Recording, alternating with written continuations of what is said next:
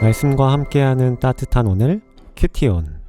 여호와께서 또 모세에게 이르시되 이스라엘 자손에 처음 태어난 남자를 1개월 이상으로 다 계수하여 그 명수를 기록하라. 나는 여호와라. 이스라엘 자손 중 모든 처음 태어난 자 대신에 레인을 내게 돌리고, 또 이스라엘 자손의 가축 중 모든 처음 태어난 것 대신에 레위인의 가축을 내게 돌리라. 모세가 여호와께서 자기에게 명령하신 대로 이스라엘 자손 중 모든 처음 태어난 자를 계수하니 1개월 이상으로 계수된 처음 태어난 남자의 총계는 22,273명이었더라. 여호와께서 모세에게 말씀하여 이르시되 이스라엘 자손 중 모든 처음 태어난 자 대신에 레위인을 취하고, 또 그들의 가축 대신에 레위인의 가축을 취하라. 레위인은 내 것이라. 나는 여호와니라. 이스라엘 자손의 처음 태어난 자가 레위인보다 273명이 더 많은즉 속전으로 한 사람의 5세겔씩 받되 성소의 세겔로 받으라. 한 세겔은 20계란이라. 그 더한 자의 속전을 아론과 그의 아들들에게 줄 것이라. 모세가 레위인으로 대속한 이외의 사람에게서 속전을 받았으니 곧 이스라엘 자손의 처음 태어난 자에게서 받은 돈이 성소의 세겔로 1365세겔이라. 모세가 이 속전을 여호와의 말씀대로 아론과 그의 아들들에게 주었으니 여호와께서 모세에게 명령하심과 같았느니라. 3월 22일 큐티온을 기도로 시작하겠습니다. 사랑과 은혜의 아버지 하나님 감사합니다. 오늘도 말씀 앞에 서게 하시고 말씀을 묵상하게 하시니 감사합니다. 이 말씀을 통하여 우리에게 하시고자 하시는 주님의 음성 듣기 원합니다. 주님, 우리의 삶을 통하여 주의 나라 이뤄가 주시옵소서. 시작합니다. 마칠 때까지 함께 하실 줄 믿고 감사를 드리며 예수님의 이름으로 기도합니다. 아멘. 오늘 본문은 민수기 3장 40절부터 51절까지의 말씀입니다. 41절을 보면 하나님께서는 이스라엘 자손의 처음 난 자 대신에 레위인을 하나님께 돌리라 이렇게 말씀하십니다. 여기서 보듯 하나님께서 레위인을 구별하여 소유로 삼으신 데에는 법적인 근거가 있습니다. 하나님께서는 애굽에 내리셨던 10번째 재앙, 즉 장자의 죽음을 넘어간 이스라엘 자손의 장자들이 구원받은 것을 근거로 주신 그 규례가 있습니다. 이것에 의해서 이스라엘 장자들 대신 레위인을 구별하여 하나님의 소유로 삼으셨습니다.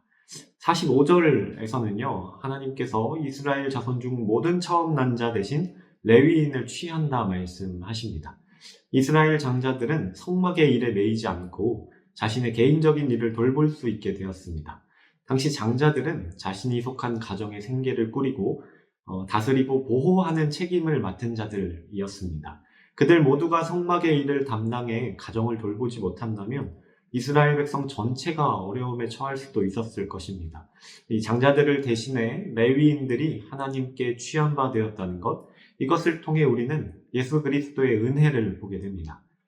예수께서 십자가에서 자신을 하나님께 드림으로 우리가 죄와 사망으로부터 자유함을 얻고 참된 안식을 누리게 되었습니다. 우리가 매일의 삶 가운데 이 주어진 삶을 누리고 생명을 유지하며 평안과 기쁨을 누리는 것은 예수 그리스도의 은혜임을 고백할 수밖에 없습니다.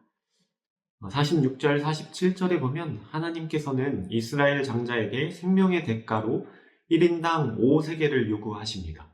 이는 노동자들의 20일치 정도에 해당하는 금액이라고 합니다.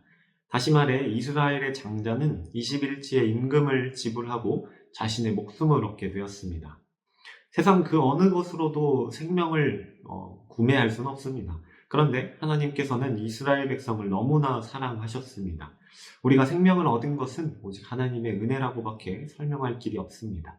죽을 수밖에 없는 죄인이었던 나에게 어느 날 찾아오셔서 생명을 주신 그리스도 앞에서 우리가 한 것이라고는 오직 그를 믿는 믿음뿐이었습니다. 아니, 그분을 믿는 것조차도 나의 의지와는 상관이 없는 일이었습니다. 하나님께서 은혜를 거저 주셨기에 우리는 그것을 선물이라고 부르죠. 그래서 자랑할 것이 없습니다. 하나님과 사람들 앞에서 그저 겸손한 자가 되어서 우리의 삶을 겸손으로 채우기 원합니다. 그것만이 아무 값없이 생명을 얻은 우리들이 하나님과 이 세상 가운데 사람들 앞에서 내세울 수 있는 것이 아닐까. 내세운다고 말하기도 부족한 아주 연약한 우리의 인생들이죠. 또한 하나님은 공의의 하나님이십니다. 46절, 47절에서 하는 정도의 계산을 넘어 마지막 날에 우리의 삶을 계산하실 것입니다. 사람은 누구나 죽습니다. 그리고 죽은 후에는 하나님의 심판이 우리를 기다리고 있습니다. 뿐만 아니라 이 세상 마지막 날에는 산자를 포함해서 죽은 자들까지도 하나님의 심판대 앞에서 심판을 받을 것입니다. 이때 하나님께서는 사람이 각기 행한 대로 심판하시되 각 사람이 한 행동뿐만 아니라 그 사람의 말과 생각까지도 판단하시고 그거에 따라서 심판하실 것이라고 말씀하십니다. 그러니 늘 우리 마음속에 죄에 대한 욕구가 생기거나 쾌락에 유혹당할 때가 있다면 코람데오 하나님 앞에 서 있음을, 하나님 앞에 행하고 있음을 기억해야 합니다. 이것은 징벌을 피하기 위해서나 고통에서 해방을 받기 위해서가 아니라 하나님께서 우리 삶 가운데 주신 축복과 은혜를 풍성히 누림 가운데 선한 믿음의 삶을 향해 달려나가기 위함임을 기억해야 합니다. 50절에 보면요, 모세가 이스라엘의 처음 난 자에게 받은 돈이 성소의 세겔대로 1365세겔이라고 정확하게 기록하고 있습니다. 이는 레위인으로 속하지 못한 이스라엘 자손의 처음 난 자 273인의 1인당 5세겔씩을 곱한 액수입니다.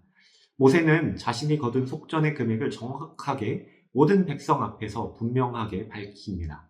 이는 재정에 관해서 공개적이고 정확하게 행동함으로써 혹시 모를 어떤 분란을 방지하기 위함이었을 겁니다. 모든 사람들이 서로 신뢰하기 위해서가 아니었을까 이렇게 추측해 보는데요. 디모데전서 6장 10절은 우리에게 이렇게 말씀합니다.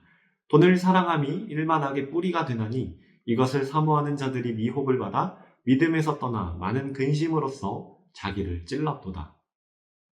이 수단에 현혹돼서 믿음에서 떠날 것이 아니라 하나님 앞에 자신을 바로 세우고 있는지 살펴볼 대목입니다. 믿음의 선한 싸움을 싸우며 우리를 부르시는 그 부름의 상을 향해 오늘도 힘차게 달려나가는 우리 모든 청년들 되기를 간절히 소망합니다. 오늘의 묵상 질문입니다. 하나님이 내 삶 가운데 요구하시는 작은 믿음은 무엇인가요? 이 묵상 질문 놓고 더 깊은 기도의 자리로 나아가시겠습니다. 기도하겠습니다.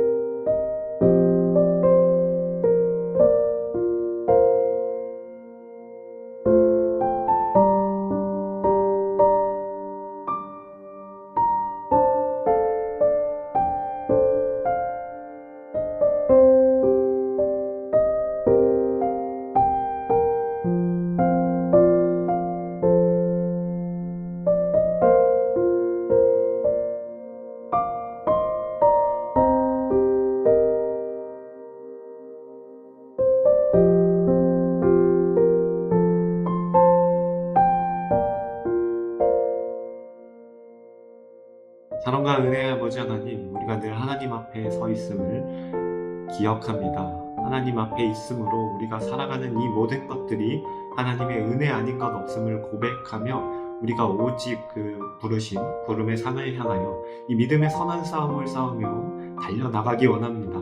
우리의 연약함 가운데, 우리의 부족함 가운데 찾아오신 그 예수 그리스도의 사랑을 힘입어 나아가오니 매일의 삶 가운데, 매 순간 가운데 함께 하시고 인도하여 주옵소서. 감사드리며 예수님의 이름으로 기도합니다. 아멘.